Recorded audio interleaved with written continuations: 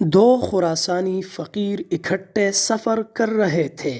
ان میں سے ایک تو بھولا تھا جو دوسرے دن کھاتا، اور دوسرا موٹا کڑیل جوان جو دن میں 3 بار کھاتا۔ یہ دونوں اتفاقاً کسی شہر میں جاسوسی کے الزام میں پکڑے گئے اور حاکم کے حکم سے ان کو ایک کوٹلی میں بند کر کے دروازے کو اینٹوں سے بند کرا دیا گیا۔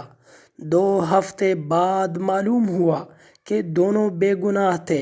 اس پر حاکم نے دروازہ توڑوا دیا، مگر دیوار کھلنے پر لوگوں کو یہ واقعہ دیکھ کر بڑا تعجب ہوا کہ موٹا جوان تو مرا پڑا تھا اور ضعیف بوڑھا ابھی تک زندہ و سلامت۔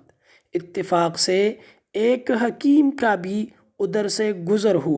اس نے لوگوں کو تعجب میں دیکھ کر کہا، عزیزو، تعجب تو جب ہوتا کہ بوڑھا مر جاتا اور جوان بچ رہتا۔ جوان بہت کھانے والا تھا، بھوک پیاس کیسے سہ سکتا، لاچار مر گیا۔ اور بوڑھا کمخور تھا، اس نے اپنی عادت کے موافق صبر کیا، جس سے اس کی جان بچ گئی۔